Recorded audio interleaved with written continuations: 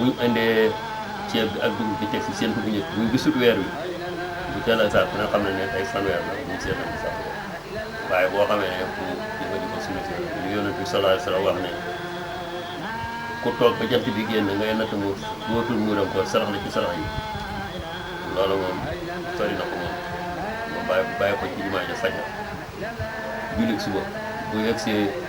bu duggee fii wékk mbubbam grand boobu bi dafay daal di ci pilaan bi fii lañ koy tegal ci véranda bi su ko defee am na juróomi nit ñoo xam ne ñooy jël muudu koor yi ñoo koy yóbbu Ibrahima ak Mor Adam Ndiaye ak Babou Thiam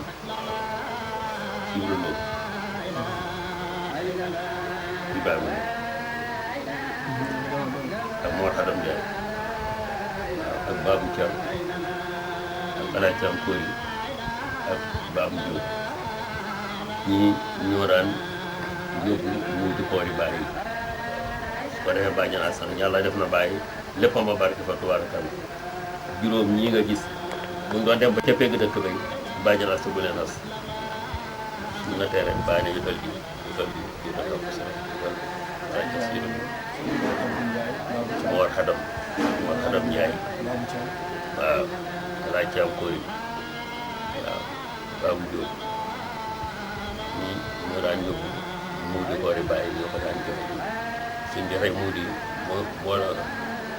war naa wax foofu ñu jiitu waaye bu dikkee ba toog ci piliyaan bi la ñuy njëkk a def mooy damay dugg ci biir génne palaat yi tàllal ñu ko tàllal ko bu ko xeex mu jëm dog ndax weeru koor boo xoolee ba bësëb kori bi boo waxee da ngay dog da ngaa war a jël tànda mu njëkk sa jël yi nga dog yonent bi sallallahu alayhi wa sallam loolu la daan def bàyyi noonu lay def boo dee bu ma ko tàllalee mu jël ma jox bàjjana sa mu jël ma jox war kataaw mu jël ma jox na surga soosu yóbbu ñu jël bu ko dee bàyyi ne asta bismillah bu ko dee bàjjana sa commencé na moom ci bopp mooy toog téye kurus di rotal péri parce que lañ daan natt fukk mu boobu pot boobu benn nit bu nattee fukk paan bi sees mu ne jël leen ab bisala mu ne jël leen alaajo baaw daal noonu la daan def lim bi mat bi muy nañ bàyyi waa kër Alaaji Abdoulaye yëpp mu ne ngeen ndax soxnaay maam Baye bu fi nekk maam Roqa Ndiaye maam Sukku Gueye maam Khady Ba maam Khady Diaw yéen ñëpp dafay na xamaloon xañ ak réer ba pare ñu génnee muudu koor jotee dafa leen génnee muudu koor soxnaay magam yi itam mel yaa seen liggéey yaay yaa Xadias yaa Fadi yaay Ousmane Fall maam Cheikh ñooñu ñëpp dañ fay nemal di jawari Alaaji Bakar ñooñu ñëpp bàyyi boo gisee muudu koor yi daan bëri ñooñu ñëpp bàyyi daf leen daan génnee muudu koor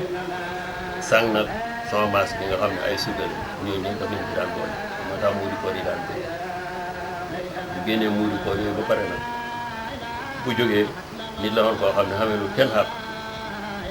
loo xam ne kenn xaar lool léeg-léeg ndax bu jógee rek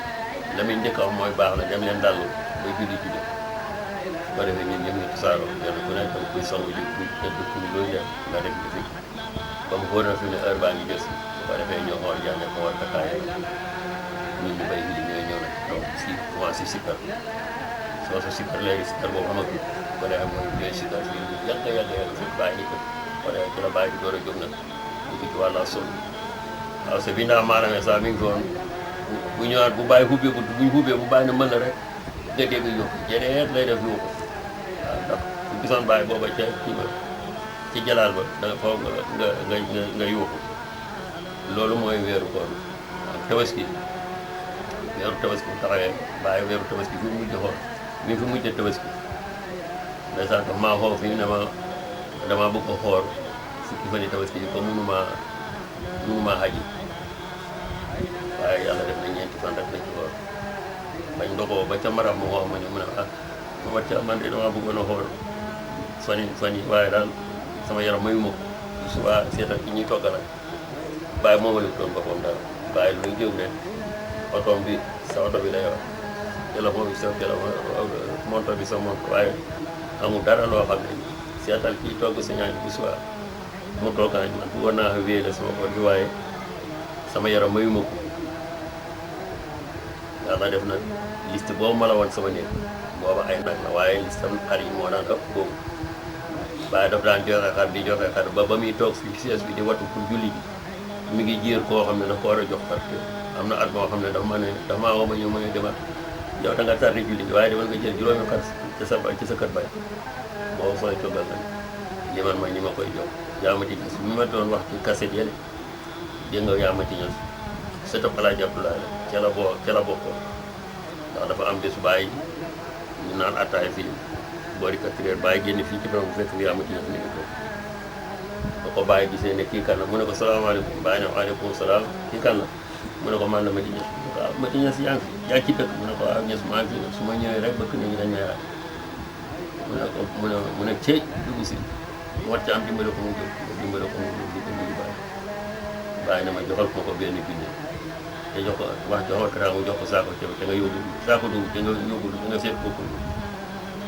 kooka fonk Alaaji Abdoulaye bu fonk maam Baye moom la gis kooka di sëtam Alaaji Abdoulaye mu gëj koo gis moo ko métti te loola joxal waaw tabaski di Baye man di la wax ñii ne Baye moom la mujjee tabaski fii yàlla def na dam tële kenn foofu noonu ne mën naa dem ci julleekaay waaye moo demal boppam ci julleekaay ba mu jógee ne ñoo dem di pare pour julli ji la dem leen ci signalé ne ko maa ngi julli tabaski kooku bay si sa benn rakk la ci fekk ba muy xëg see fekk na Baye def benn rakk bay ñaare mu ànd Baye ci rakk Baye seulement dem mu jóg fay doon ko tàllal ko ba ci Baye jàng boobu yaram bi mi ngi jafe waaw lii mooy koor ak tabaski Baye.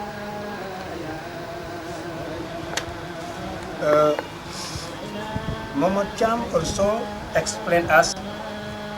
how Cheikh Ibrahima was living his Ramadan. He told us that from the first day of Ramadan to the end of the month, Cheikh Ibrahima was busy as he used to be in ordinary days. But Ramadan was a special month. He used to read the Quran 2 surahs a day. And during the period of Ramadan, he used also to translate the Quran. Sometimes it was in Arabic, sometimes it was in Wolof. He organized himself in the way that he even bought a machine in order to record the tafsir of Quran, which means the translation of Quran that he was doing. During the period of Ramadan, Baye used to translate at least a certain number of the Holy Quran. Today, if it was today, people will number the number of Quran that he translated, because each time that we were together, he used to translate, and then at the time, if we take numbers, we would know today how many books he translated during his lifetime. He used to eat the way that the Prophet was doing it. He used to break his Ramadan also the way that the Prophet was doing it. It means to take the dates in impair number, which means the 3 or 5. He was the first one to break, and then I, Momath THIAM, gave the others, and then they follow. When we spend the day mainly after the prayers of Tusubah, Baye used to come back and then started translating the Quran. Takusan up from Tusubah up to Timis, the prayer of Timis. And then most of the time on Friday, when we go to the mosque for the prayers of Takusan, we would not go back, because after the wazifa, we spend a little moment telling some hadith, and then after we say the prayers of Timis and then come back. After that, we used to call some people. Among them, there are Cheikh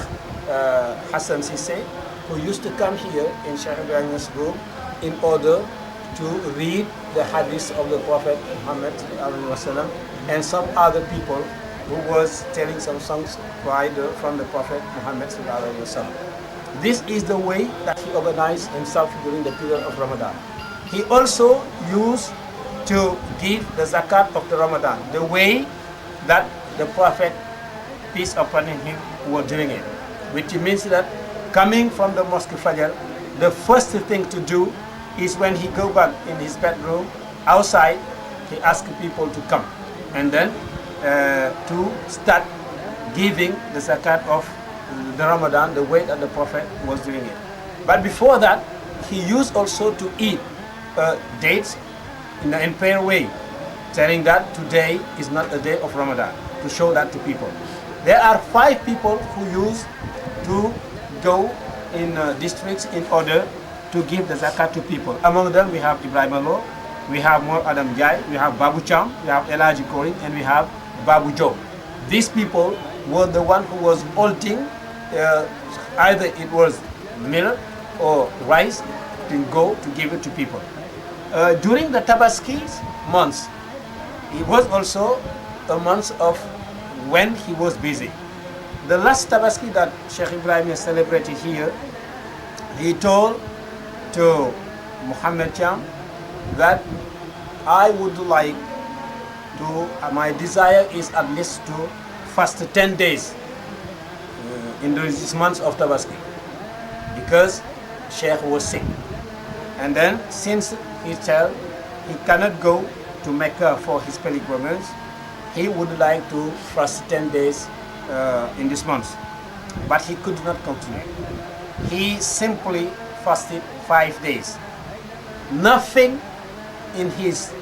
belonged to Sheikh Ibrahima. Anything here belongs to people, but not to Sheikh Ibrahima. He used to say, ours, not mine, but ours. Go and tell this lady to bring our foods. People would like to eat.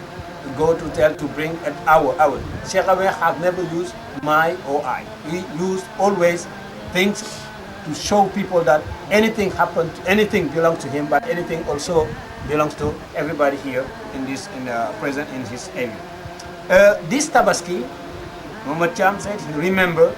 that people saw that Sheikh Ibrahima was not going at the place that they were celebrating the Tabaski feast. At that time, Sayyidi Ali Cissé was the one who was leading the prayers. And I remember that in a moment, stop and then send somebody and tell him that go and tell Sheikh Sayyidi Ali Cissé that I am going to celebrate the prayers with them. And before Sayyidi Ali came to the prayers, I remember right that prayers that Sayyidi Ali came late. Before he arrived, Sheikh Ibrahim had already finished the first rakah. And Sayyidi Ali Cissé continued with him with the second rakah, and then after he paid back the rakah that he missed, and then it's from there that Sayyidi Ali gave him the papers, and then what we call the khutbah, and from there Sheikh Ibrahim received.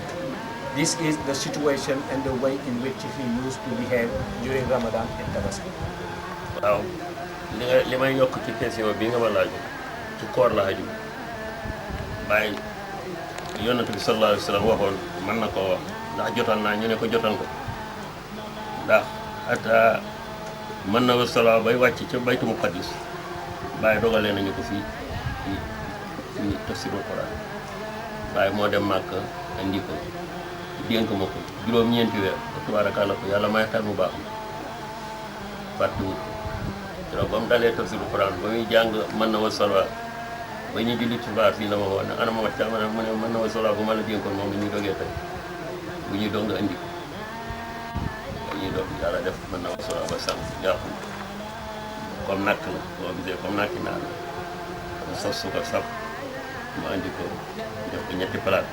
buñ daan dog ñetti palaat laay indi bi moo ko tegalee Baye bi ma tegal ko Baye Cissé bi ma tegal ko Fatou Saram yi ma ñu dama gis noonu la ñu daan doon gannaaw loolu jaam bi ngay dégg ci jaam benn kopp la bu ñu bind trial pour si lañ ci bind ay yeneen yëf Baye ba muy jàngale muy histoire yu yonent Yàlla Yuusuf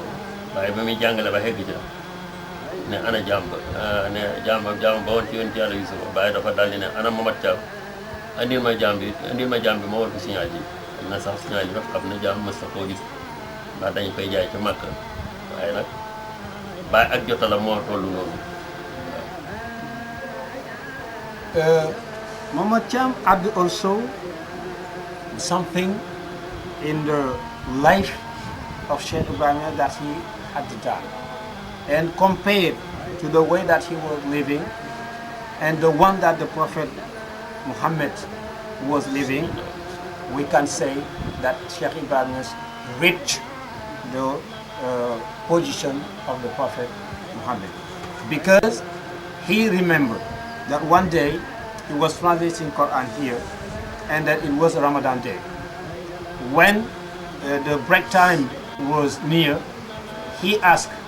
"Where is Momath THIAM?" And then the latter came and said, "I am around. Go and bring the Munawwar Salwa that I conferred to you. Munawwar Salwa that I gave to you. Did you keep it right?" He said, "Yes, I know exactly where I keep it." Baye was somebody who was not forgetting. The period that he gave it to me and the period that he asked me, it was 9 months. 9 months during this period. And then I go and they bring him back. This Munawwar Salwa, the Prophet Muhammad used it one day to break Ramadan, and then it's the same day and the same day in the month that the Prophet used it, that Sheikh Ibrahim used it here in Medina. There is also something called the Jam, which is in relation to the history of Musa, is it? Yusuf. And then Baye Niass, one day also here in Medina, he was translating Quran,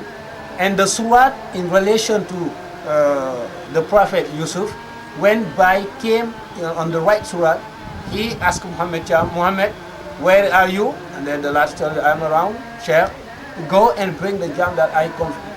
gave you. Did you keep it right?" He said, "Yes. Go and bring it to me. I would like to show Sidi Ali Cisse today what is a jam." This jam is something which was in relation to the history of the Prophet Yusuf. Ci mbiru jumaa ji dañu bëggoon dugg léegi ci mbiru jumaa ji. dañ xam tamit nan la Baye doon dundalee guddi Gàmmu. Please, El Hadj Mohamed, could you tell us how Sheikh Ibrahim was celebrating the Mawlid Day? Means the birthday of the Prophet sallallahu alaihi wasallam. Baye duñ wax guddi Gàmmu rek lu ko Baye daan dundale, weeru Gàmmu ci boppam lu ko Baye daan dundale la ñëw, ndax Baye ñu ne ko xam ne Yàlla def na bu weeru Gàmmu teroo képp ku ñëw wax si ne ko sama soxna dafa am doom, bu ne loo xam nga ne góor rek mu ne la Yonent bi sallallahu alayhi wasallam moo ko moom kat. weer wi yëpp nag laa la wax ne la loolu la daan def. weeru Gàmmu bu teroo Baye jabar ne la boo ko soxlaa jërut nga naan di dama bëgg nga nuyul ma Baye taxawal ci buntu kër gi toogal fii nag bu mat mu kulaat na 15 minutes te Baye gi du fekk nag dafay sigré dafay soxal reer rek waaw Yonent bi sallallahu alayhi wasallam ñii tànt waxtu bi muy ñëw di ñëw si bu toogee jiit bu gàtt dana génn taxaw xool rek génn saa nit lan moom moo xam Yonent bi ñun xamuñu Yonent bi sallallahu alayhi wasallam moo xam dëgg Yonent bi sallallahu alayhi wasallam boo xamee ni Gàmmu gi Yàlla def na ñu toog ba ñu ne suba la mën ca waajal ngay jënd ay xar wis wi teral gan yi invité gan yi waaw invité waroon naa ko wax ci koor waaye waxuma ko fa ndax invitation dafa siiw ci ne Baye dafa daan invité ci koor te Baye daawul ci invitation ci koor Baye invitation ci Gàmmu la ko daan Gàmmu moom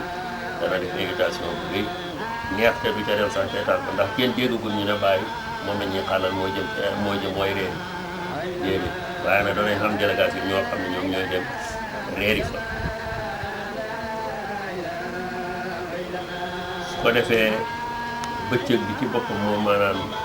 ana Momath THIAM mu ne ma toppatool attaay ji ba na attaay ji doy bonbon yi moom dañ defar du bonbon waaye dafay fekk nag sax gan ñi bàyyeekoo Ndakaaru ñi bàyyeekoo Ndar ñi bàyyeekoo Thiès yëpp si ñu sërite mooy ay pañe bonbon rokk bi ci biir boo ko gisoon tey rokk dama ko tegale ay pañe bam ba ca kaw pañe yooyu moom pour waa Gàmmu gi ñii la waaye tiit min ba moom lañ fay yóbbu biscuit bi nga xam ne bonbon bi nga xam ne ñoom Souley Diop ñoom tari yooyu dégg waa Banjul ñoo ko indi ak minéral bi yooyu rek laa leen joxe moom ñu yóbbu foofu ci tiit mi Baye bu tàkkusaan jotee nag ñu njëkk a wax rek dana wax foofu dana ma wax bu ma ñëwee mu ne ana moo tax mu ne ma ne ko ñett mu ne ma noo def ak attaaya kay yàlla def nañu doon attaaya ñeneen ko ñooy attaaya Allah bu dee gàmmu gi ñooy ñu ñooy attaaya ci jiitu mooy yaa saw ne yaay maam si ñu tege mooy yaa ñu yaay bu fay ñu tege jàmm yaay Moxtaar ka ca tege jàmm jëm astafurlah gannaaw gi yaa si bu ci am doolee ko nañ yaay Abdul Moom ñii ñooy attaaya bàyyi ca jamono bu njëkk xam ne booba jaaykati naana amul ci dëkk bi bu tàkkusaane bàyyi dafa ma naan yónnee ci dëri naana bu ko defee may yónnee sayu naana bu mag xaajale ko jox la bu ko defee kenn ku ne danaa la jox lu mat kilo warga ak lu mat 2 kilo suukar attaay pour yóbbu ci jotaay gàmmu waaw ñu ngi defee attaay ji ne ñi defee naan yi noonu la ñuy fanaanoo yàlla def na guddi gàmmu bàyyi mu sa toog guddi gàmmu benn yoon laa mas a gis bàyyi jóg guddi gàmmu ñëw ci néeg su ko mooyee bàyyi bu génnee ci néeg bi dem te guddi jotaay gàmmu jant bu génn rek loolee li ko indi fii ci néeg bi mooy gan ñi nga xam ne ndax bàyyi nit la woon koo xam ne bu kenn koy laaj ci sonn ca la te xam na ay kóllëre gan ñuy ñëw fii ci gàmmu bi di ay kilifa dañ ko fekkee la si di ay xarit waaye du ñuy taalibe ñoo ñëw di ko ndokkee si gàmmu ba ñooñu dugg cee sonal te daf leen di xewi balaa moo dem ci jotaay keroog nag yàlla dafa def am ci ñoo xam ne ci kilifa yi ci Dakar waa Dakar bi jotu leen a xewi ba mu toogee ba ci waxtu mu dikk fi woo ma boo déggee ci rajo bi am na cassette boo xam ne da nga ci dégg Momath THIAM wil baa ci néeg ba Aliou Diagne ci ko wax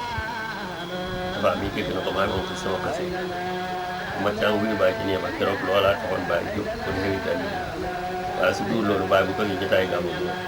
jant bu génn ca kaw rek mooy tax mu jëm ci néeg keroog nag loolu war ndax bàyyi balaa daf daan def ñaare buñu laal gàmmu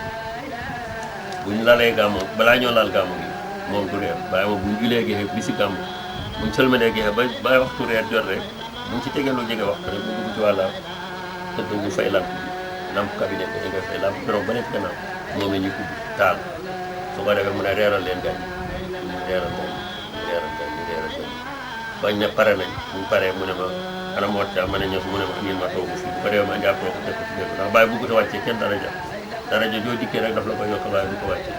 teg sa koy du pegg laal bi ci biir demal nga mu enveloppe mu kal ñaar nanga mu enveloppe bu jëlee def ci biir sàngam bu ko defee ma indi ko mu def ko ci conteneur yi bu ko defee ne ma ñu ne ci salle bi bu ko defee ma tudd ko gàññi mu ne xool bi bu ko defee kooku dugg da nga koy wax mooy këllil ma ñu naan bu dee bu ma indee limonade bi mu ne alaaji foog naa dañuy tàggoo léegi ndax ba ñuy xewee ji dafay naaj da ngay naaj te xam naa ne kooku sax luur sax ku ñu fanaan buñ ko xewee moom balaa gàmmu gee sooy fekk ay gënaan xam moo tax ba moom képp ku ñëw ci biir yonent bi sallallahu alayhi wa sallam ndékk si jële bu fekkee da ngaa bëgg a dégg ci yonent bi lu sedd sa xol baax na su fekkee nga bëgg xalal bàyyi dana jox xalal yàlla defal moom ku ñëw rek xam na la nga mënee nga def ñe demal Hadj Momath THIAM told us the way that Bayenese used to celebrate the Maulid Day. Not simply the special day of the birthday of the Prophet, the Maulid, but the whole month. Bayenese used to be happy whenever the months of the Maulid, appear. He used to spend much money, but especially during the months of the Maulid. That money was used to buy sheep, cows, chickens, which will be killed in order to receive the guests coming from everywhere in the world in order to be satisfied. He used to invite people coming from Dakar, from the other region of Senegal, but people also coming from outside of Senegal. As far as the tea that people used to take are concerned, we can name 5 among the wives who used to do that. We have their soda, we have Ya Amijan, we have Ya Maimuna, we have Ya Majum, and we have Ya Seinabu Cham also. Abinyang, and we have Seynabou Thiam also. Each time that Baye Niass get outside of his room in order to sit and started, translating Quran and talking about the Prophet's life and history, he never come back to the room without the early morning. I say, whenever he do that, he used to be back in his room around 10 o'clock in the next day. The only day that I saw Baye Niass came and then go back again without the morning, it was one day, and there was a honorable man who he invited and who came, but Baye would like to serve him, to give him something before the guy go back home. That's why he came to his room, and then he did not want to do it in front of people. He was so secret that anything in him was being done in a very secret way. That's why he came to the room. Even if you listen some cassettes of the Maulud, there are one of them in which Baye is asking people, where is Momath THIAM, or Momath THIAM, Baye is asking you, he's in his room. It was the particular Maulud that Baye Niass went and come back to his room without the early morning. This is the situation in which Baye was celebrating the Maulud. I would like also to ask that he used to invite people, but Baye Niass has never organized an invitation during the month of Ramadan. It was during the Maulud that he was inviting people, and he has never gone to an invitation. I have never seen in my eyes Baye Niass going to an area or to a place when honorable invitees are there in order to. No, I have never seen that. He was used to invite, but there are other people who were, deserved in order to take care of these people. This is the way that Baye Niass was celebrating Maulud. El Hadj Mohamed, ndax mën nga ñuy wax bés bi nga xam ne yow gis nga Baye Niass mu bokkoon ci bés yi nga xam ne tey da nga mën a wax ne Baye moom tey la ci la gën a kontaan. El Hadj Mohamed, please, can you tell us a particular day that you have seen Cheikh Ibrahima Niass happier than the way that he used to be?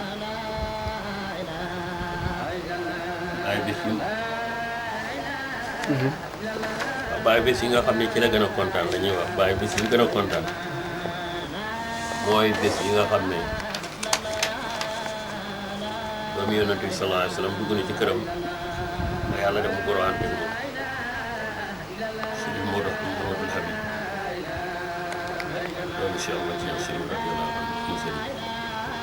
donc ba nga xam ne ñëw na ba yàlla def ko Baye ñu jox ko moo xay Niass di doomi Baye ak yaa mi ñëpp keroog bi nga xamee ne xegg si na ba jaar fii ci néeg bi ñu jox ko mu naan ñu wéeg moom fi fañ koy dalal ko ba yàlla def na ñoom waa Alsiré loolu ñoom waaw ci lycée tubaab la ñu moom moo summeeku moom ci boppam Sërif Mouhamadul Habib jaar fii ci biir néeg bi fekk Baye ñu ngi ci néeg bi cabinet bi buntu baa ngi ubbeeku moom Sërif ne wiris di dem Baye ñu Momath THIAM ku yooyu bis ma ne ko Baye topp ci kaw ak tànk ba ñuy xeetu ci buntu kër gi fekk nañ Sërif dugg na ci oto bi ba di ko gaare ji ndax loolu wuti yoon mu njëkk am na garage di gaare ji oto bi moom ci bopp ndax moo doon dawal Baye ne Sërif foofu jëm ak oto bi nii Baye ñu fab loxoom bi teg ci sama bët ñu fab loxoom bi teg ci sama bët Sërif foofu jëm oto bi bay gaare ji ci garage bi Baye waroon naa xamal oto wala dawal la doom yi ñu ci oto bi ngay seetlu Baye nga yàlla toll la ci dara ji bu nim sexoo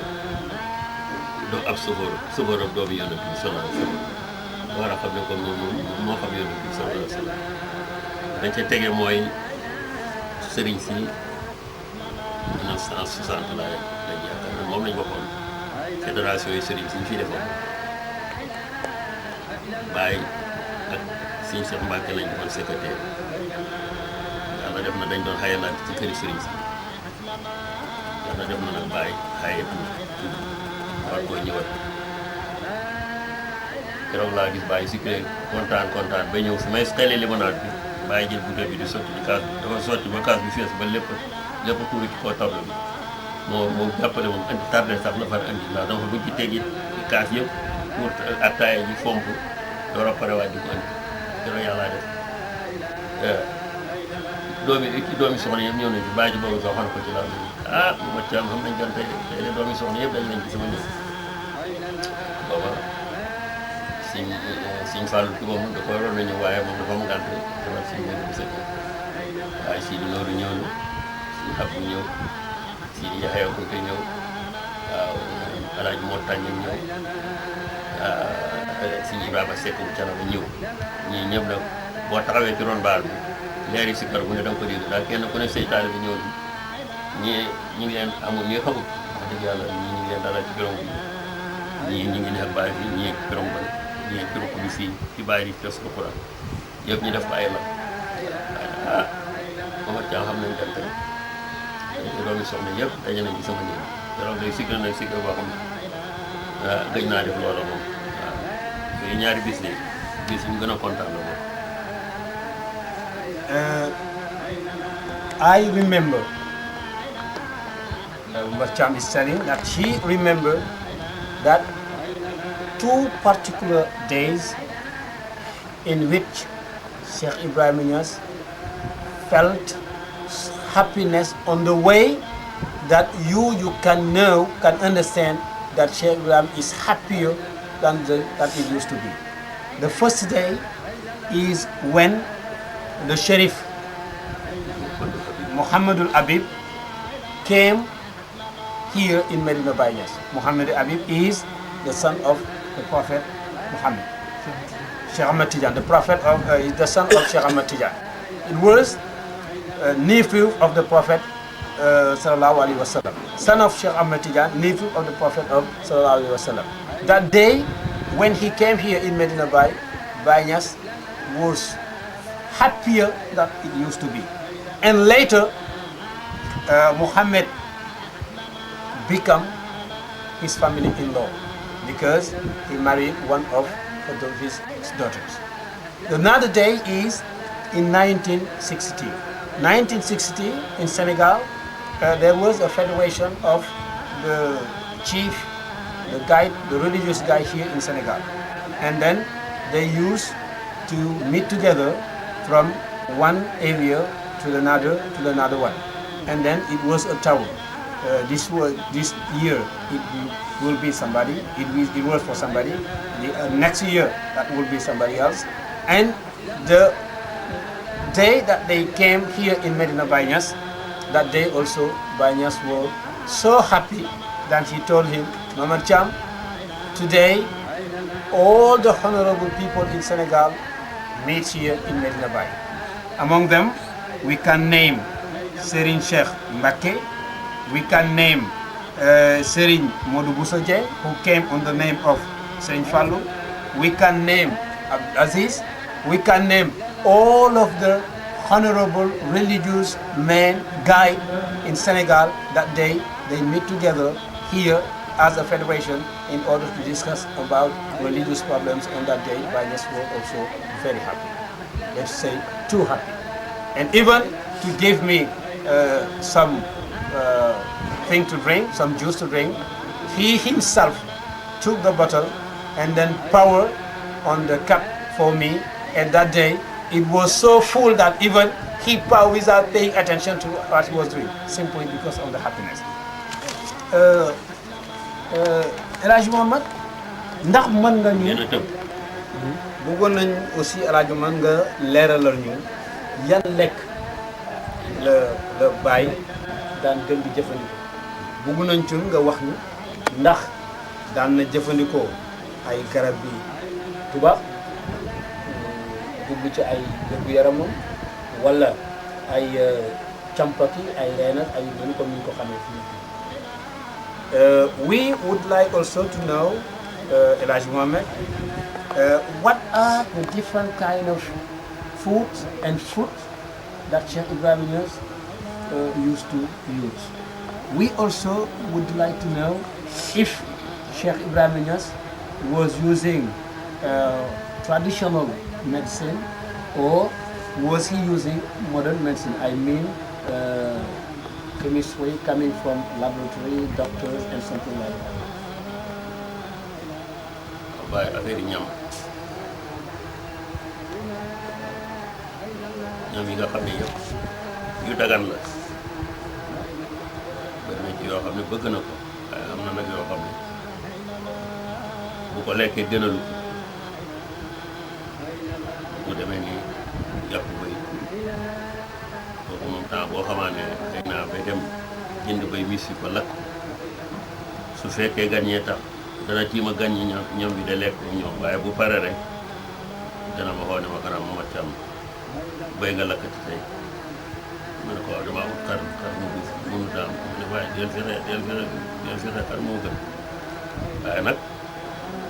gënalu ko moom waaye nag du ma nangam moom du koy wax ndax ak fii ci wàlla bu ma xamaa ne nettoyé naa ko def fii kër sur sa xet bi bu xaak ca fii dafa woo ne ma xet ak kër si daal lu neex lu xet bu neex daal boo defee ma xam ne du xet bu bëgg moo ko ci defal waaye nit loolu boo xam ne bay xilimaan ñes de wax na ma ne daal di gudd ci njëlbeen en 1950 bi ma fi ñëwee ba ñu nelaw ndax ko ci wiyee gudd waaw waaye nag wiyee gudd gerte de mooy di nga ci gënoon a bëgg la bokk gerte caaf moom boo xamaa ne xëy nañ de yor ba génneel ko lal bi ci ron mbaar bi diñ daan wax fàtti bi ak di safi ñoom ci mango yi lañ daan nekk di jaay fii lañ daan jaay moo doon seen marché ñu laalalee bàyyi bu bàyyi génn rek daana Momath THIAM seetal fàtti bi fay bu ko neewoon nga wax di safi ñu indi ma gerte a defee ñoom ay ñu indi ko gerte taaj ci kanam yéen ñu kii jëroole ah dañ ko cay tegal mooy ñes yàlla na reesal jàmm dina jëf ñes waaw nit la woon koo xam ne ku daan jëfandikoo daana jëfandikoo jur bàyyi soccu nem ne rek ñu ko tuddal yeneen ni soccu léegi waaye man musuma gis man ci nee ci loxo musuma gis bàyyi dugal ci gémmiñ ñoom lu mooy soccu nem ne yàlla dafa muy moo xamee borom bopp bi nag yàlla defoon na ci sutura mais benn bañ maa ngi tudd dañu ñu moom ànd ak sellab càmmoyam bi xamoon na sikk mais bañ xooboon ko xaalis waaw waaye su ko mooyee tubaarakàlla bi nam bi yàlla rafetal na ko tubaarakàlla daana jëfandikoo pâte dentifrice ba bi mu génn àddina bi ñuy bind bagage yi fii pâte bi ma fekk foofu jeexagutoon signal la maa ngi koy wax dëgg bay xaay na ma boobu boo ko waxee day mel ni propagande waaye pâte bi mel noonu laa ko teg waaw lu demee ni affaire yi yaram pour feebar bàyyi musuma gis yaramam tàng ñu ne nañ ko samp wala nañ ko faslu loolu musuma ko gis waaye saafara de dañ ko jëfandikoo saafara moom bay siise daal la bind indi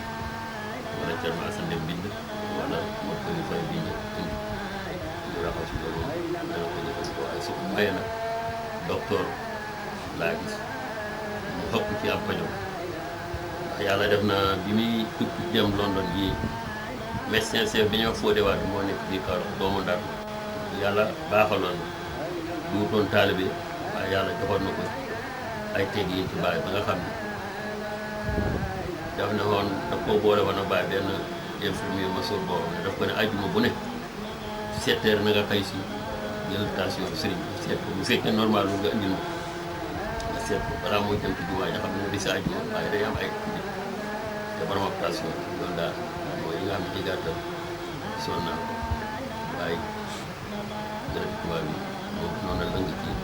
ñu doon faj. El Hadj Momath told us also how Baye's behave as far as his food are concerned. He was somebody who was taking all the kind of foods as recommended by Islam, but he had a preference. Mutton, as far as meat is concerned, mutton was his preference. As far as he got or she got meat are concerned, he was eating it in some opportunities, but that was not his preference. He liked also fried peanuts that he used to eat. But I have never seen, the moment that I spent with him, I have never seen Baye Niass taking colonels. He was using also toothpaste. He was using also stick in order to clean her teeth, and the particular stick that he was using came from a tree that we call in this language nam-nam. This is the stick that he was using in order to clean his teeth. As far as traditional medicine are concerned, he has never used traditional medicine like chemicals come from traditional beliefs. The way that he used to take medicine was coming from Quran. That was what we call the Safar, the gifted word. And he was also somebody who was getting in touch with doctors. We can say that most of the medicine that he was using is modern medicine coming from doctors. Ndax mën nañ ñëw léegi. waaw naka noonu itam bàyyi naa benn point mooy bàyyi du jëfandikoo jën boo invitation amaan daf naa na ngeen wut jën yu mag def ko suñ bokki doomu daal yi dañoo bëgg ceebu jën waaye su ma wutee jën yu mag ba def ko soit ay su ñam yi paree bàyyi du jox gan yi ñam yi te seetu ko gisu ko dañuy indi ñam yëpp fii bool yëpp palaat yëpp la ñuy indi teg fii boo dee mu jóg taxaw ne hubbi leen ñu xool bu ñu hubbee ba mu ne ana jën yi ceebi jën bu ñu hubbi bu ci bëtam di daal da mu ne baax na hubal nga delloo hub mu ne yót leen gan yi waaye moom dugutoon fu daan jëkkati boo jën ndax ñu mottali laaj bi ndax daan na lekk meew ak soow. waaw daan na lekk meew ak soow ndax Mouhamadou Saliou Soxbaan mi ma tudd fii ci bëkk néeg yi moom yàlla def na bi nga xamee ne yëf yi ak seegul fii nga xam ne soow yu wayal yi ci école capitale boutique boobu fa la ñuy jaay sooy wayal kooku rek ko daan jaay ci dëkk bi Mouhamadou Saliou Soxbaan laa daan jox juróom-benn fukk wala juróom-ñaar fukk moom ci lay paas ci lay jënd sior soow boobu soow bi siiru waaw ko daan jënd waaye dafa bàyyi ubbee ndékkeem mooy laax fonde ak gana yàpp ak café Nescafé bu xonk bi Nescafé au lait bu piis bi moom la bàyyi di jëfandikoo même koor moom lay dogee deelee tànn ma pare moom la bàyyi di jëfandikoo. We also add that, according to Momath THIAM, that Baye Niass did not like to eat fish. He has never eaten fish in front of him, and never Baye Niass one day ate fish in front of him. Even if he had the honorable guests coming from outside of Medina, mainly in the region that we call Saint-Louis, and people in Senegal know that Saint-Louis people like fish. And then Baye Niass used to tell him to go and have nice and big fishes for them. But whenever the breakfast is ready, Baye Niass used to control if anything was on the right position and correctly done, yes or not. After controlling that,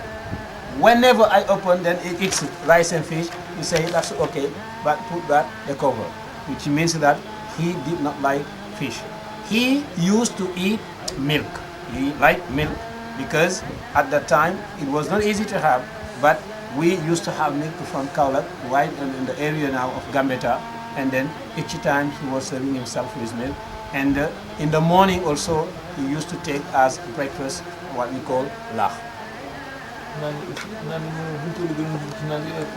The drinks are concerned,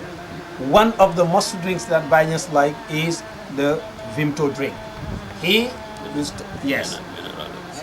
and what we call syrup now, juice, and then mineral waters. Baye Niass did not like to take Coca-Cola. No, he did not like to take Coca-Cola. The preference drink for Baye Niass was Vimto, mineral water, and then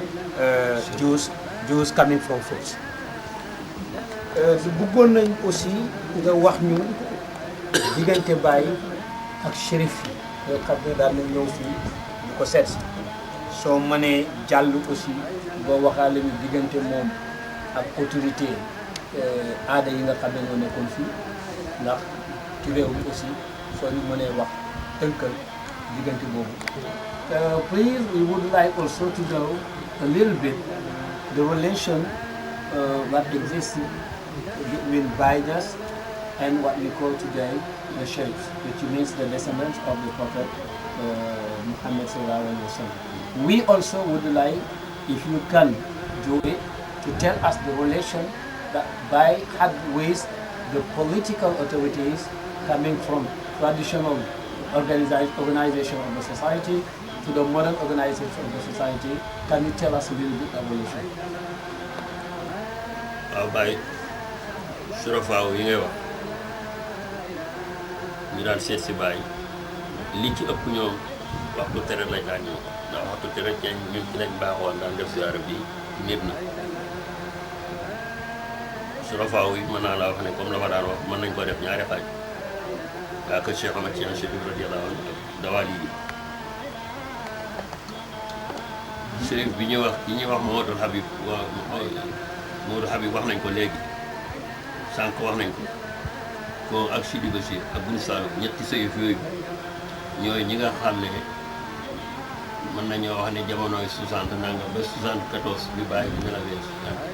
ñoom ñetti ñooy jiwee naan Sidi Tayib ñu fi ñëwoon 1947 kooku del siatu bi Makka bi muy ñëw Chérif Boun Omar mi ngi fi ñëw 1951 kooku it del siatu fi gis nañ ay portele ak Baye waaye ñetti chérif yi ma wax ñoom ñoo fi daan ay laaj kenn ku ne daanaka 3 mois yu ñu xam wala 2 mois yu ñu xam kenn dana ñëw su ko defee fekk sa borom ñëwoon na ba dem ñu dajale leen seen Baye dajale leen ak yi ñuy def ci jumaa ji sax boobu Baye daaw ko def moom dajale Baye moo daan yenn lépp mooy xewi daal di surafaaw yëpp waa dawaal yi yàlla dafa def ñoo xam ci ñoo xam ne ñoom daal di gën a xamal ministre ñi ngay dégg moo Mouhamad Abdourahmane Mouhamad Mahmoud Hadj ñoo bokk benn Baye waaye ñooñu ñoom duñu taalibe ñu ngi lay taalibe ministre moom ak rakkam yi Mouhamad Hadj ñooñu ay taalibe bu ñëwee dinaay hadiya fekk nañ si ñoom ñu ngi ñëw ñoom di joxe seen hadiya ki ñu wax Mouhamad Abdourahmane wula Hadj moom misri ñoo bokk ba waaye yàlla defoon na mooy chérif bi nga xam ne daf ci meloon ni moo ci gën a foot ci ñoom yàlla defoon na moom bëggoon Baye la boo xamaa ne Baye dafa daan def surafaaw yooyu buñ ñëwee ñoom moom ñooy bokk njëkk ñu lay taaj ñaari tableau lañ def tableau fii ndax duñ xëcc ci benn bi suñ ndekkee ba pare am na ci kenn koo xam ne ab tox la nax ab tox la waaye xaadi la ca Mauritanie moom borom xam-xam la moo xam ne tubaaraka la géej gi téere yi nga gis ni moom ci lay dem guddi seet jël ay laajam toog teg si su ko defee Baye toog ci kaw lal bi ci digg lal bi Baye dafay jóg yaa ci tànk yi toppal ci kaw la su ko defee xaadim boobu mooy laaj bu laajee Baye bu njëkkee ba pare ba nga xam ne bu njëkk nii génne nañ bagage yi xaadim boobu mooy commencé di laaj Baye bu laajee Baye laaj Baye loolu danañ ci nekk daanaka sebanal loo 1 heure de temps ko dee man fii suufee bi nekk laay ko dee dégg Baye boo xamee tontu na ba sonn ne Momath THIAM jëlal attaaya yóbbu leen ko Cheikh Tidiane ñu naan foofu attaaya ma dal wala ma jël attaaya ak boobu moom yëpp yóbbu leen Baye dal ba tisbaar ñu door a gis waaye waxtu bu ma lay wax nag dana fekk Mouhamad Abdourahmane moom du toog ci ñii du fi ne moom ci werante bi moom dem na ba njëkkee la dem dawal ko laaj hadiya bu demee laaj hadiya bu ñu si ay boori 1 heure de 2 heures dana fekk Baye jàng suba xam moom ba takkaatee ba teg waaye bu ko defee fii lay dikk jox Baye loxo rek wéy ci kabine bi mel ni fii mooy néegam la bu ko defee dugg suñu bu ko wékku suñu turki wékku daal di jël bu ko Baye turki Baye sol daal di dikk jël kaamil Baye jeex dina Baye bi natt turam Baye du ci teg dara mooy Momath THIAM defal may woon a jaral yaakaar naa bu fekkoon jamono bii la waxuma sëriñ bi ñoo waaye bëkk nit yi sax ñoo koy njëkk ne ko kaay xawal fii waaw waaw.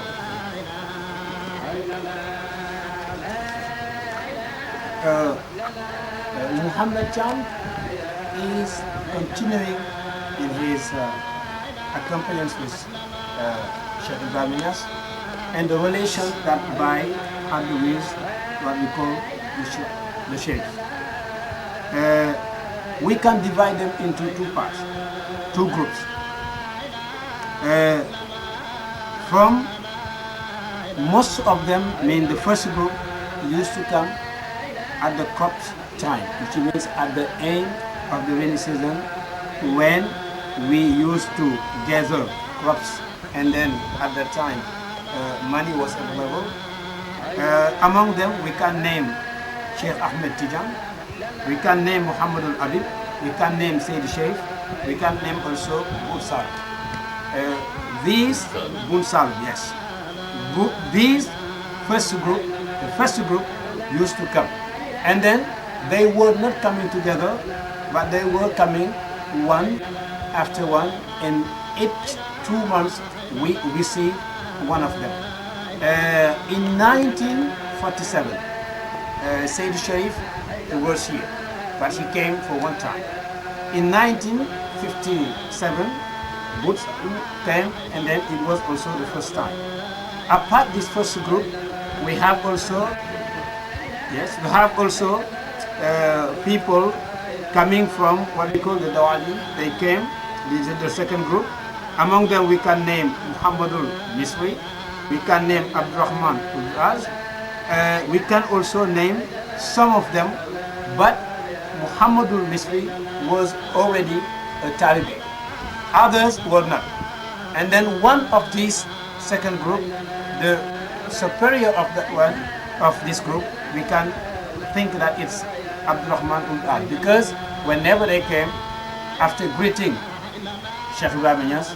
he used to go to Kaula, down Kaula, and then ask for his hajjia. Whenever he come back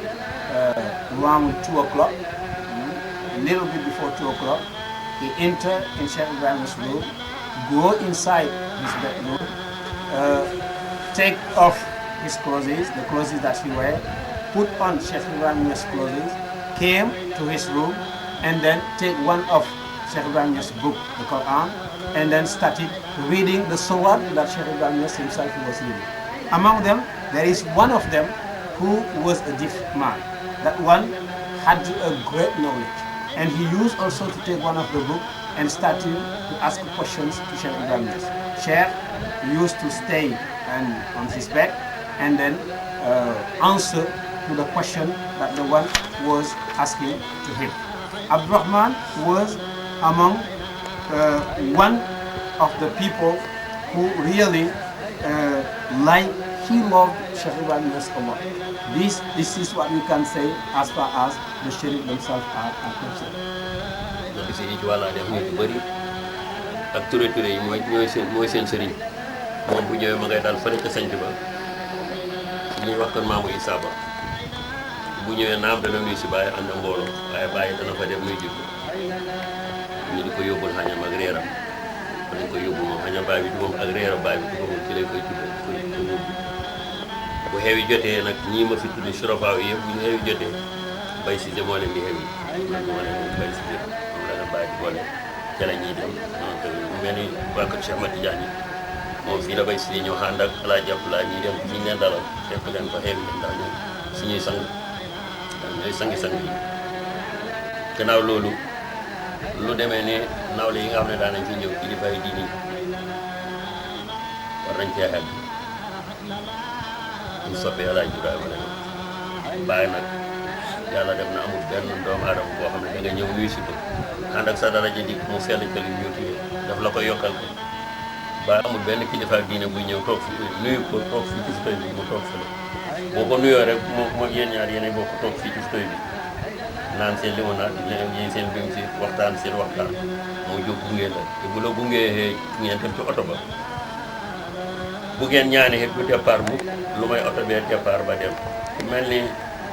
Sëñ Fallu moom bëri fu woon ay tànk ñëw na fi Sëñ Fallu Bakk soppi balaa ji Ibrahima ñëpp xam ne ko mel ni Sëñ Basiru Mbàkke ñëw na fi ay yoon miraaroon balaa ji Ibrahima mel ni Sëñ Moodu kene waa Daaru Muslim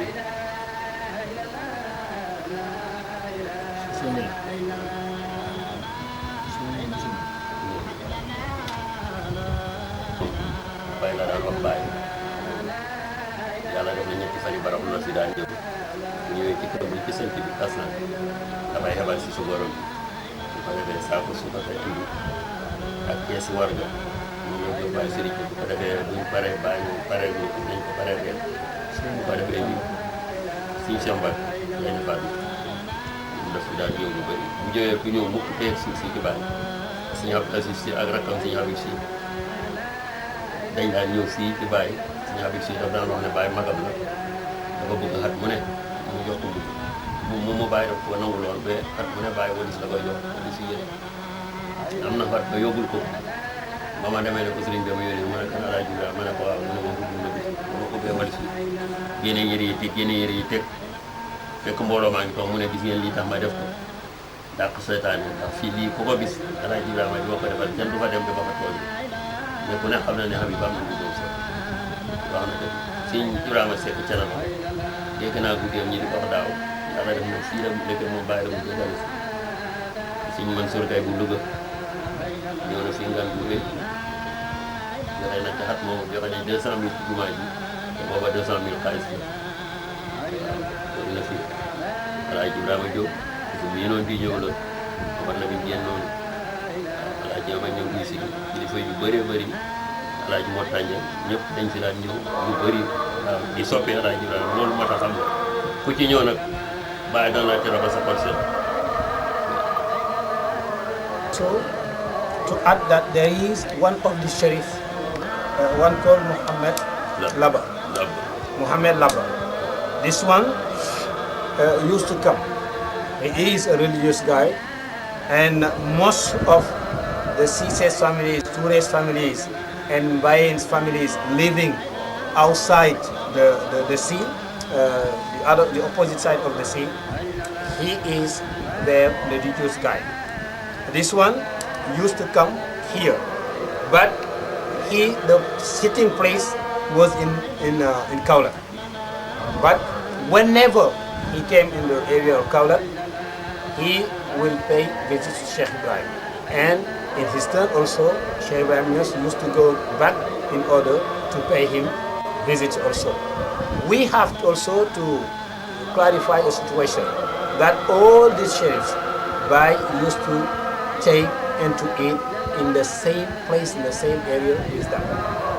Whenever their moment of leaving was in the point, and then Baye Niass will use Seydi Aliou Cissé, tell Seydi Aliou Cissé to go and meet them in order to give them the favor of Cheikh Ibrahima Niass, what he has given them as, let's say,